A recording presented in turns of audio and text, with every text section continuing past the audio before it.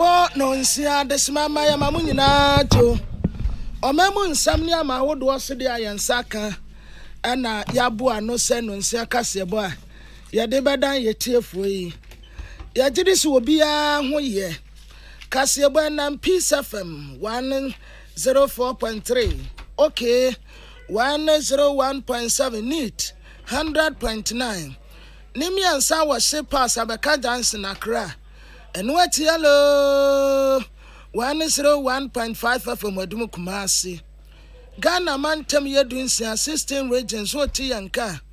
Kasafidia bear said the Asian miniature Kwamanonia. Bear said yasa. peacefmonline.com, GhanaToday.com, and so abode. Ye tear for qua, woman be Akan. Dear D. Kasiabonua Kutine say, His Excellency the former President. John Dramani Mahama ana wakatre abibimai se akwanya ye betumi enya ne ye beboa na mpuntuo aba baabi a ye wo no e wo se ye yire ye ho. Africa is to survive and be a source of hope for the rest of the world, then Africa as an imperative must speedily harness the advantages it has to ensure inclusive growth for all its people. Na managing director ma Ghana Post ora bai so se kofo wabo ne yatade frɛ no what say 2023 aye action year edema na dwumakuo no na president ma Institute of a Chartered Accountant Ghana Miss Sena Dake ena wotre se wo bɛyɛ dwumaden ade aboa auditor general na sikasemu a entotie nkoye no wo mu atumi atuso sa. One engagement with the Auditor General. We are looking forward to work closely with them to do further investigations. Na entertainment nso yabese ensemu a etegu kakra. Na mamemfa kasebo ni mu aseda madwumakuo Oson's Chemist woman na de Oson's Garlic Capsules a ebua ma immune system nya ahoden kutia nyarewa yade anka won to form da wa hoden eye Oson's Garlic Capsules MTN eye asorobo a wofa ne nyonko akotokro nka soroda network ni nyina papa yenim eye MTN say we there for you everywhere you go. High Science Ghana ehwo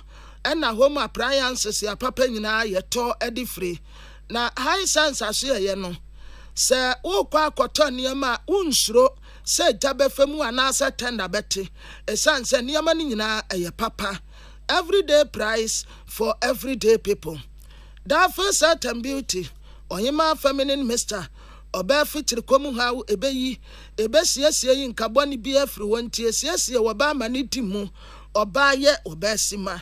yesa wo sawa jari ayedi jari wedia no baye kama se na nso ebe bi e wo honam wani no ebeyi ubehu sameride no amepe no eno ani East Legon onsa be kanyen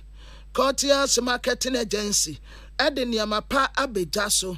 aya 5 non-alcoholic aya 5 non-alcoholic a drink no ana wo jaso ni nyina ye janom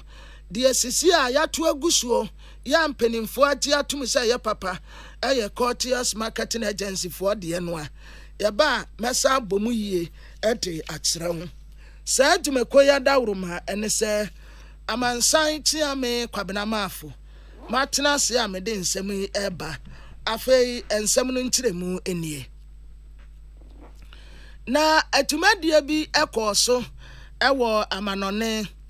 na His Excellency the former President John Dramani Mahama ekasa wo tumadie no asibi na ewa no wotre se ebibimai betumi anya akwanya yi aba beda ho ye ekwanya ye faso a ye didija ebibimam wetumi dija wa ha wensu tumi dija wa ha wosesa akwanya kase no aba beda ho no ye betumi afaso de tumpon pa eno ane se ye behunu ekwan pa esase ye faso ekwasibre ni beka nse a new developmental pathway. Na His Excellency John Dramani Mahama etrese Africa Continental Free Trade Area a year after agreement no a ababa bua ebibiman ema ejedie betumi akoso wo mmea hodo wa bra obi ansi obi aho kwan se yebetumi afa ye nioma ne ye de akọ ebibiman edwa so si ye kwa akoton wo mu nso de wo mu de yebetumi abaha the same thing ya hindrances bia emem si ye kasi ye fa sa akwanya nso na ye de edida yebetumi etumpontempa what the Assembly to Ja London, Chatham House lecturer, Africa Strategic Priorities and Global Role.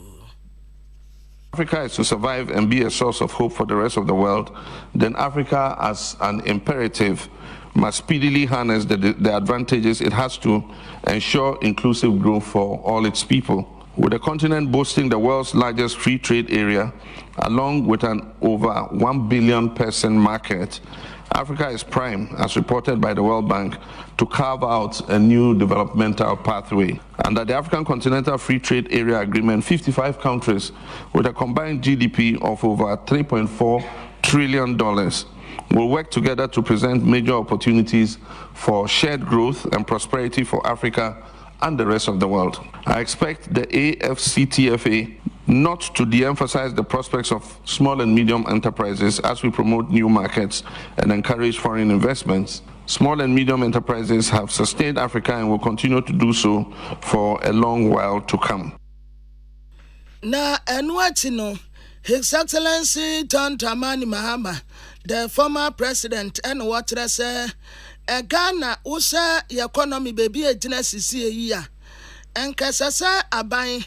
IMF wa wano kono kane said you almost see boy yetidome economy ni jina ye no nanka sese o sustain no nanso wanya no saa ene wode bosia bo ebro besia bro yabro ye ene ebu abbo no su ya wotwa ne hu ba bia entai eno ntenkodai afe kata asese ne proye ya adukuru wo mu se no koboa eno so kura ka ho ena Ghana eka ye de o meyi atete apansam ye pa ye ho a ye hunu yasenimi bebi a yakwa akogina nyina ya aban ensese bone a wode toto akwam eno nsunsanso ne ye huni. The present trouble with our economy stems from gross mismanagement and in some instances sheer recklessness. Government failed to sustain the gains made after our last IMF program, which brought stability into the management of the Ghanaian economy. Corruption has also contributed significantly to bringing us to this distressing juncture. Government has been quick to pass off the COVID pandemic as a reason for this poor economic record. Yet available data shows that many of our neighbors in West Africa and further afield posted much better economic performances than we did during and after the pandemic. The World Bank, through its Ghana country director, has also stated unequivocally that Ghana's economy was already in distress before the pandemic occurred. The purpose of recounting these failures, driven by mismanagement and corruption in Ghana, is to demonstrate how Africa depletes its scarce resources generated from both the continent and development partners. Na enwati kura waba bewie no ena His Excellency John Dramani Mahama esra ben se baby a yedru sisi ya hu betumi ahare yen kakra de a ene abosia bo bebreba wo ba unhu ade pote ya ban di sika no ye na nwunu ko eya ye kwa akwagyebosia ne ya kwa akwagyebosia chichiridi ye ba ye hu kenke party ye de banso a unse de hu ade pote ya wode sika no be ye na sika na nwunu ko enti wasese economy ni betumi agyina ne na so kakra de a bosia bo bebrebe no esese wo mujai. There's nothing wrong with taking debt. Businesses borrow, families borrow, you have your bank account. Sometimes you need a little credit to tide you over and to invest, and there's nothing wrong with it. It is getting sucked up into a vicious cycle of debts. If you have your credit card and you go beyond the limit, then it means that all you're earning is going to pay the interest on your credit card, and that's where we've landed ourselves. I think that we must be more prudent in our borrowing, and I believe that after we get out of this rut, we must put in a mechanism that tempers our borrowing, and that is able to cap especially non-concessional borrowing, especially commercial credit. When we're going through the IMF program, we put a cap on commercial credit or non-concessional credit of $500 million per annum. And so we never borrowed beyond $500 million per annum. Way His Excellency the former President John Dramani Mahama or Kasaye Ewo Timedia Ekoso London Chatham House lecturer Africa Strategic Priorities and Global Role Yenya Naomi Obenewa Nadauruma and say ETF ATB. Na tumedia bi akoso a ye media lunch way na ye 68th anniversary celebration Institute of a Chartered Accountant Ghana. Na sa tumedia yase ena President ma Institute of Chartered Accountant Ghana ICAG Miss Sena Dake wakasa wase no watere se watumekuo no awiata so se wobeboa Auditor General na nhwehwem bi sefata sikasemo ntotiye womu ebedomu asukwa akwasi ase ente bia na Auditor General do report baaye na saa Auditor General report ye baaye COVID-19 sika ye nyaaye eno mpofiri hi March 2020 edikosi ni June 2022 sika ye diye aya 21.8 billion Ghana cedis sauka saude kwa dollars mu a meka minwie ne aya 21 billion 844,000 matra samesaba million ho na masanso aba 1000 ho ansa na masaba 100 ho sika no doso pa na sa sika hu akontabuo akwa ya prekese en watre se wobeboa Auditor General na wado sika no mu asuko na hu akontabuo nyina emu ada ho afi wosre se accountancy professions wo mu aye tuma wosika die hu akontabuo se wanyiri wo hu bia se wode pepepe ye dia friend say integrity and a competence wobeye adwuma enwote na wode aboaba ne sa adwumekuo no kura nso benya nuanyam a chenso. One engagement with the Auditor General. We are looking forward to work closely with them to do further investigations and where individuals who have practiced as accountants or have practiced within the finance space have been found to be wanting in certain areas that flout the standards and the regulations and the ethical values of ICA Ghana will be brought strictly under the same sanctions that ICA Ghana has meted out for its members. What it means is that when we do further investigations, the reports of the Auditor General will bring out the individuals behind the non-compliance, and all those people will be part of our disciplinary process after the further investigations have been done. Afe watrese womu edi akotene wasika semu akontabuo mu se woka wonum ho ana se wonka wonum ho emra no ma won kwan se wobecheke wonum nyina enhyehyeye ene mra ebata wotumedie hu nyina no esese womu nyina wobi edi so pepepe na wode ye adwuma. A lot of organizations, both public and private, are having members working as accountants. Some are members of ICA, some are not. And like I said earlier, the law we have now requires that ICA Ghana regulates both members and non-members who are in accounting practice and finance-related jobs. And so beyond our members, we have our disciplinary procedure that applies to our members that can be applied to them. One of the things that ICA Ghana has done is setting up the system and the structure. That's the disciplinary committee and the other systems that we need to operationalize this law. Dear Yatine Kase, President Ma Institute of Chartered Accountant Ghana, Miss Sena Dake. Na wenyina one Peace News and Komotuchiemu ena epie a dean of student at University of Energy and Natural Resources, Dr. Dominic Otu, and what say Sabano tertiary institutions in India. I am near friend say Parent Teachers Association PTA no. ɛwɔ deɛ wɔn ntaa nyɛ bi ɛwɔ hɔ but bibia nsi ho kwan sɛ awofoɔ no nso wɔn bɛkɔ akɔsra wɔn mma efiri bere ɛkɔbere management ɛwɔ University of Energy and Natural Resources ɛpɛ sɛ wɔkyerɛ sɛ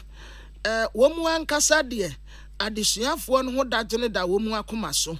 but ahwɛsofoɔ ne awofoɔ no nso ɛyɛ mo asadeɛ paa sɛ efiri bere kɔbere no mo bɛkɔ school wɔn mo akɔ check mo nkwadaa ne sɛ wɔn asetena mu te sɛn wɔn ho ate sɛn sɛ teacherfoɔ no nko a ntumi nyɛ ne nyinaa Dr. Otu ne Peace News ɛkasa wɔ abra orientation program bi ɛkɔ so a adesuafoɔ foforɔ koraa fresh student wɔgye wɔn mu atum ɛwɔ adesuabea hɔ. Aha, any PTO, the secondary school, I see a PTA meeting, and I've been here. No one knows saying, Qualadia, to free back could be another pressure. I shall not, now for some years for the master I will for the sake, the University in the Yahoo, who say, oh, about a home of it's a movie paper. Na enwatina watrese University of Energy and Natural Resources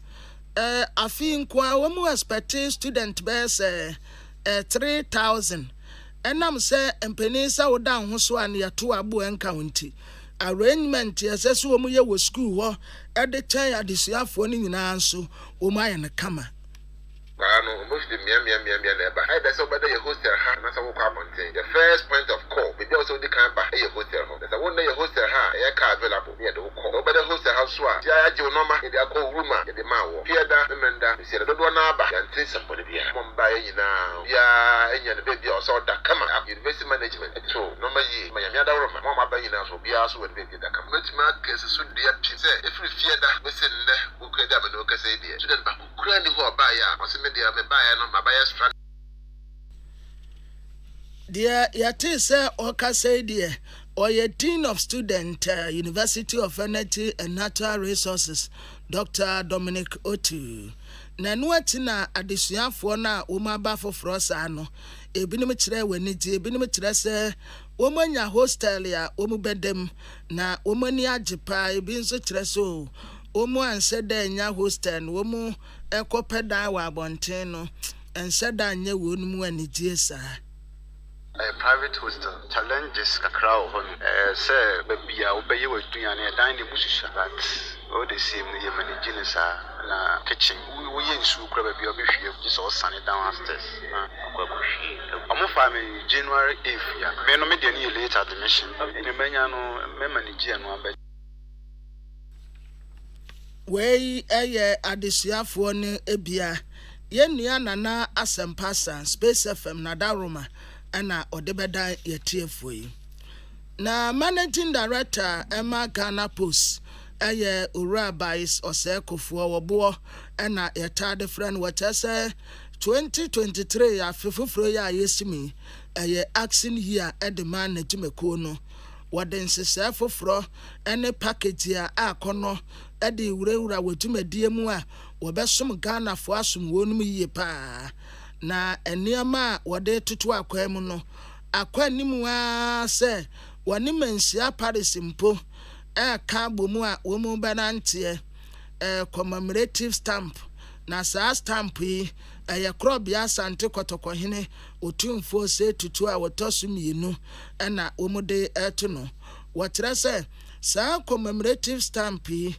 ejadi a Asante Kingdom no ankasa ebetumi aboa egenerate sika niama wo mu betonton wa na ede aboa wonu mu ankasa owura bai sose kofo wobo ede asem ya tuja ewo Mensia Palace wa bra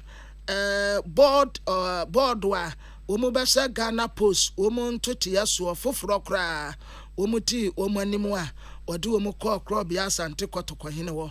eho ena wo kire eniama wodo a wodi agu akwan mu a wodi beye adwuma ewa afi mu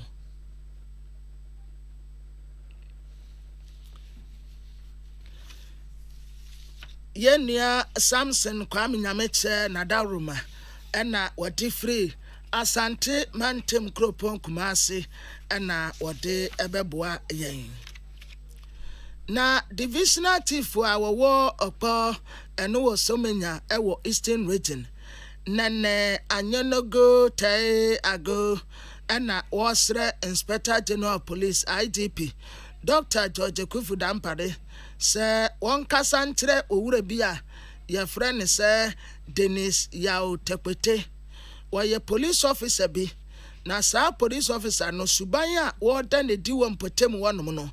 omani nte ho kra ya wono enam internet so security video wa wotre se woye wo hene ewo okpe na nene anyonogu te ago etre se sa wo wure ya ono ankasa esa no ho ensamrane se woye wo hene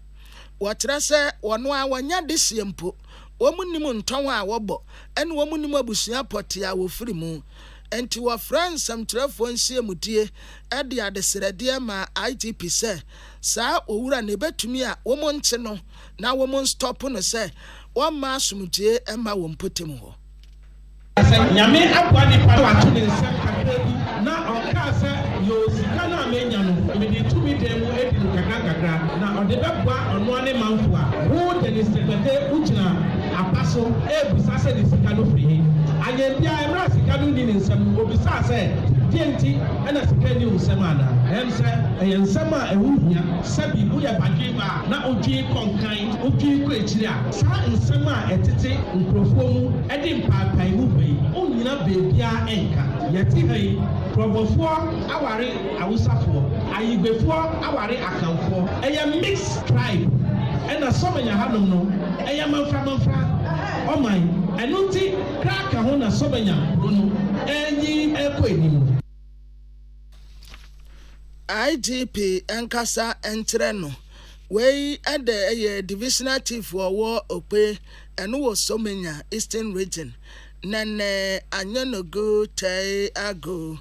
na enu ati no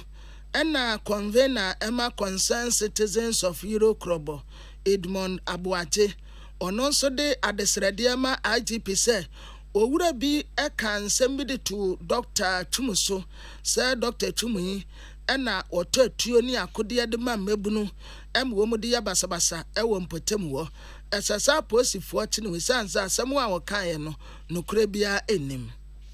Abrantia yi organize social events wambo police amanie eni nam crew we work of our police station nenim obi anka hwe ambekire no na yehu se nyema na oye no ko na pile up but yenti Bibian Free Police Administration yehu action bi omo afa nwanwa se nipa baako etimi file court order a police nyina eti ho ehwe no obi fufo na ye nyema ye a waye ya anka menye sure se oninam sesemri ebusua ye ni meeting na wa hye police atare na odi akọ editu na odi akọ pamo menye fi meeting na se video ni wo ho e wo social media na nwanwa se aye omu nipa omu sabi omu fin na ogusu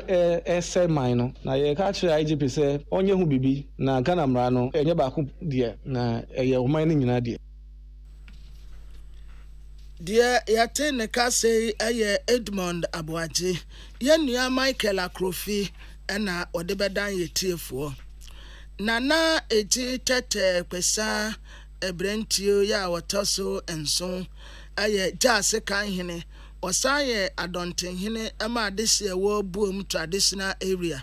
ene wode adesrede ma aban se national cake ya water no wontema no nso adese wo jase kan so wode adesrede to jawa bra emra sebejafie dom kuma minority members ya wo mu se apomuden so ewo emra sebejafie ko ne naso ejuma no wo mu ye no se mampeni na nado agenda 111 hospital project ya wasu wo sie no na ba ko oja asekan ene wo mu kohwe se ehwote sei nana eje tete kwesa brentio ya wotosonso etre se apart for dano a wo mu de soso bebo fom si e ba be si ayasabia hospital wa ha ene wo mu se yakwa akodoso ye dosu ye ye nanu ano no asase ne da so da hono a de besi nde meanwhile enipa kra wo ye adwuma no yama no 1.2 million wo enso wadi besi nde land no a ene da ho dia dani politics you uko other places semi mbodia KJB higher, or shall be your my Juma. Yen near the we are a hotel, Sanet. A Juma is what can say 1 year. Nan comati me and comati me adru baby. Nansu, I say, yen ye, Yamayan Ghana for well, Mimiti or me politics. Nambo Musa, me who say, oh, ya be pa, na me ede me boa basu. Enti na me nye politics. Me mpese me kwa koye politics. Na asem no ha me nso me ntimi nka. Enti ya na ha me kra say ahemfo bimpo edi omo ho agim politics mu na obia nim say e ha no nipa no gina. Ya e ha adwin pa. Wei aye nana eti tete pesa ebrentio ya watoso enson oye ja se kan hene wasaye adonten hene ewo buemu traditional area minority ranking member committee on health of parliament kwabena minta Akan honorable ena wo kire se minority no de anya ade a wo mu beda so kire se mampeni na nando danko akufuado obia nkwose ne so meka so obesi hospital but once ya wono ankasa de nano aka na wasa ma hu sika ya yi o man ni sika to ankakra nkra agege en wode ama nkofo so mu nkosie no de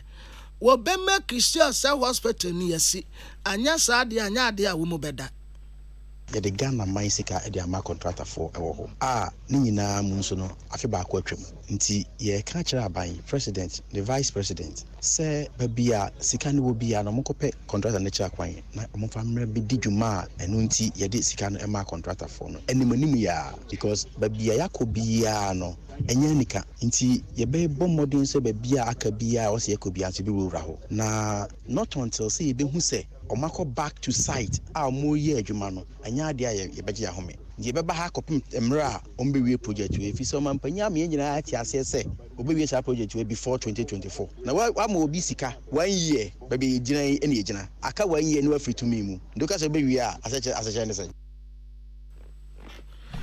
wei eye honorable kwabena minta Akan na no atina mra sebetani a wogina ma de se wo boom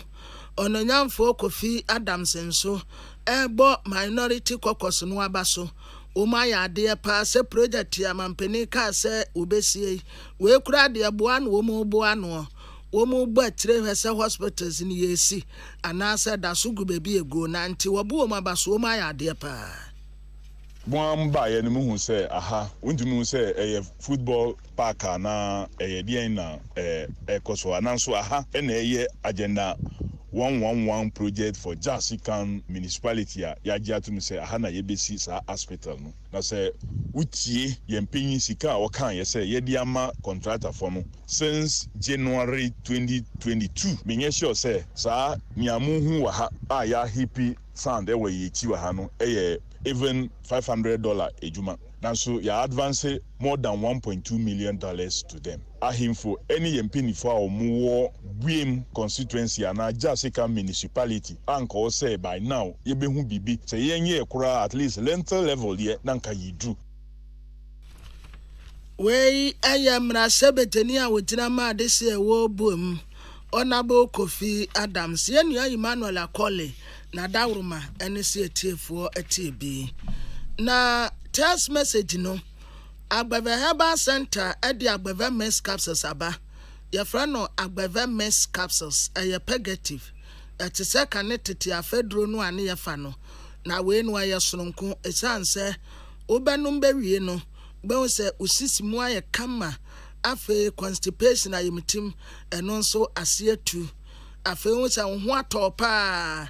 yasa wo venous gutter obi a stomach ulcer ha no anase peptic ulcer ha no onum bi asiebetu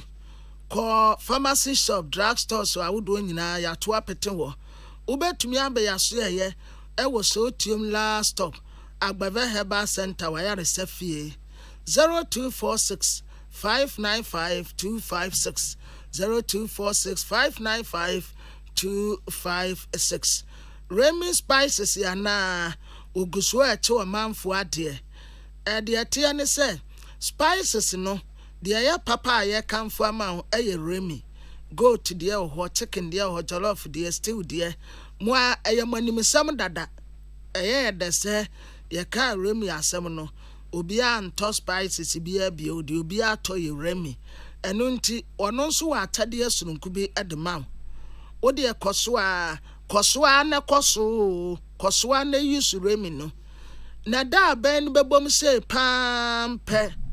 atade ne ye bebre ba ne kase pe wom no eye Dubai a wo beko na wakọ akọchele yesi kwana kwaji wani keke eye remi ena de sa atade ye de ma remi spices ya na ema eduane eye de ye ba hu me kase ebo no city awa bi ye bebe sisi a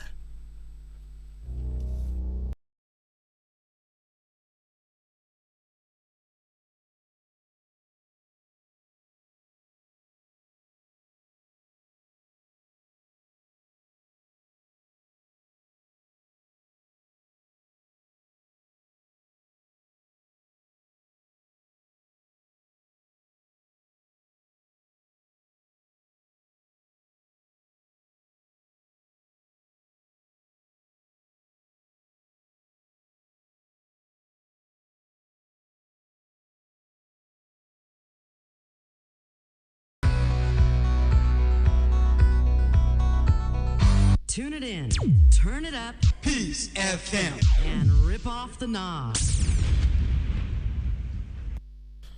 Yema yetiefo akwaba sadi efiada nwumre bia yade ebremu no enitie edie entertainment news ya yade ba no asan edruso ebia we ya kwanya ya faso entertainment ya etegu wo wiase afa na nyina na yenia salamati koko apentra kekansi ani na odi abremu ena nso die nie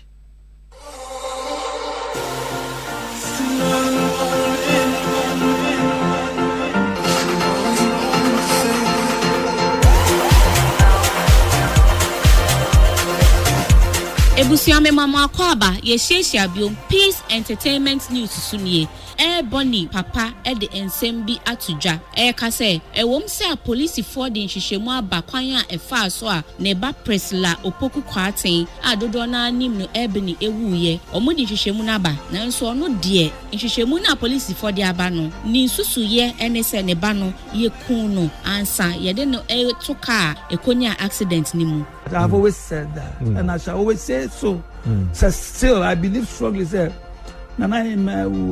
was well orchestrated, and it is true too. Based on the investigation now, and what I was told, my meeting was in the office no handle in the man. Now me buy fear baby I say yeah investigation. The investigation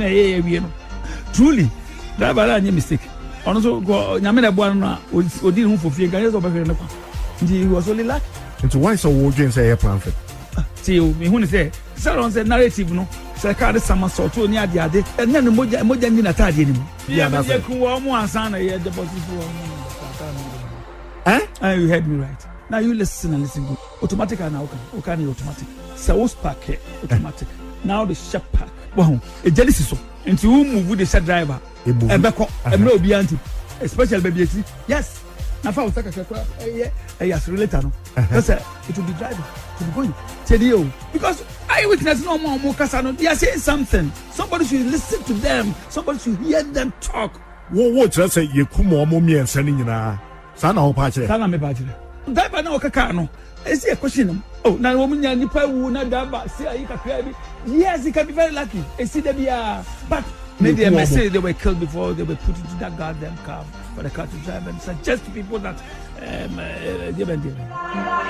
Enyum tuni Samini ena na watching so odi insembi ebetuja Samini tini baby o ena Twitter so obiko bisa ne say da ben pa na Samini oni sa akode ebe collaborate na omo de enjum aba ena Samini ko reply nipa no ka che ne say wo no Samini se obefa phone ana wo betro ana wo de befa obi so aka che se akode se opese oni ne ye collaboration de AC da Samini this answer me betu ja amanfo twe ne sre ne abasa e wo Twitter so ena sa akode ni interview bi ono so ye ena ebisa ne se bo say ena wunia pani Samini e ka unso msen eno na sa akode edi yan no ba se ono de asem ne kra aboto no nia Samini ka ne de ontimi enka nsi se eye nokre na mmom se ebia waye bibia ma na hu se wo mu no ana se wo frɛ na wo mfa de a ene wo pa na achew oh frɛ me ana me ka se nya butra wonte ase you get me so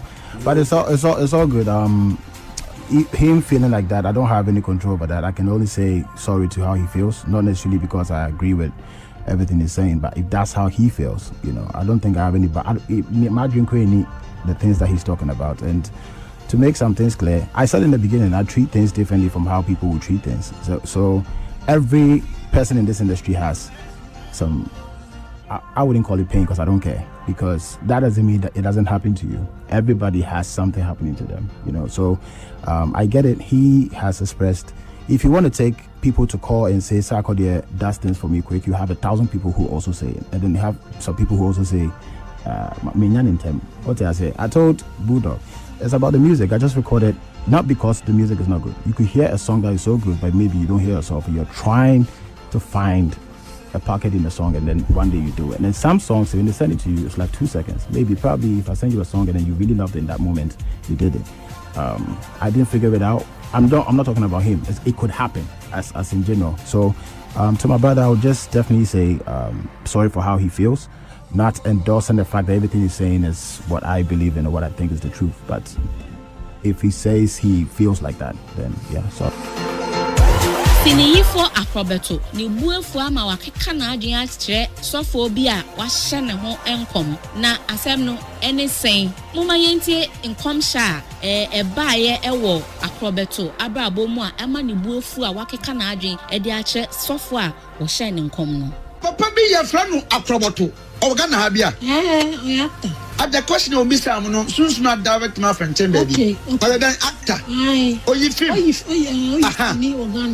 the catcher, a proper to say, Onimpa, Mimi Francine, Tinier, Oyimpa be a soon no enough for car, not for the car. Or be as soon as you men can be no one notion. Oyimpa be as soon as you. So I probably possibly to make your children uncle papa.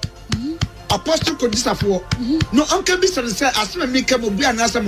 Catch up, Robert, to say message. From now to the ending of December, 1 10 to 2 can rough. Me never catch that message. 1 10 to 2 can rough. Me to me Chelsea. Mr. Ope uncle papa apostle could disappoint. No friend never go acquire. Uncle ship no share. Sasami can be from now to December ending. 1 10 to 2 can rough. Ghana for the kitchen. Very good. Sa prophecy way and akrobeto kase aba mudiebo ewiase hwan na enwu hwan pa na ewiase a wo baaye owu wa bremo gwen da bia me kasa se negative things me buanyan before they be from November me nya la interview more than 1 week krada da bia me de kai me kota kwale na me fikuma se na me bakra adwumadren etimem ntuka me nkotu ele enkom hye bia emwa aniswade hu bia emfa hwemba so what to me I will to me say me papa me so nkoju safo no papa what kwasi ja me bia mawura de ye de wo ye se be me yo nipa hu bia nkesa de we na abo so untimi nko ba bia baburo nya adwuma me ye ska me nya ko different me na anadwuna me drive if na me kwa obi from say dey or ye fast me hey a road in na fast what you feel too what the nice how do you feel too what you fast me mo feel now team because me pesa net ye now ko fast they say amala ko say won what dia mo am what tell me e wo di obewu the beauty so me accident one accident almost me last year one edi wo address nko amblem nko dia more than 3 ye no be afro Mr. Croberto me hu say beto ubewu adan me okay chem say had me I'll go there and me because a won me nkura be menti ase nyam tie na nwa menti ase etu sofo na ka won sem we no me manipa hu won tro e say bibi kura to me enya wo ene wa manaba ene nya hu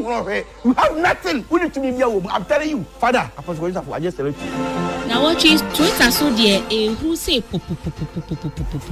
se si ade girls side chick prefect ne there Deborah Seiram Adabla ono na yede amano je nafa wakwa kosiu Chief Finance Officer owo First Atlantic Bank Mr. Ernest Kwesi Nimako yesi oye Dicken ne senya ewei oko First Atlantic Bank okoye ne national service na ne service yi mu ya na Dicken ni makuhu no ode na no fefa ne ho se openo no obeye se ya ma no obeye se ya ma no na nansemu ya na Deborah hu se promises bi a Dicken ni makoye ye no weni so na wo ma ne bosomi akwa homabo 3000 Ghana cedis sa akwa homabo no wetwem ne rent ontua biom ka ode ma no Dicken ni mako esizi ne sa hunti abaywe ya akosiu Dicken ni mako say promises a woye ma no wetwem inti court enfa ne mfa emra kwan so na asemi bae de nsem bebre na epiefi mu na nso ni nyina mu no Deborah say Ram Adabla ababonti ababeka say pam no twa no Dicken ni mako me de me wo ho na mo se wodi wu igu eto ho na wo ba na obepa me achewo a me de wo ho bechewo. I'm still ready to forgive you. I'm still ready to forgive you. Make up your mind, sit down and call me. There's no shame in this. People do worse mistakes than you did. So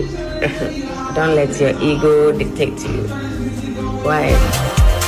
And no, and a prophet Odron so 2 years say atopa bia wugu hwediye na atopa bi de obekọ obonsam chi hweye na atopa bi de obekọ bonsam chi aha ena menimu besi Benes Boatin achu agbo omo ena omo bo mechidom ye frame Salamat Kukua Painter ye woni da senne.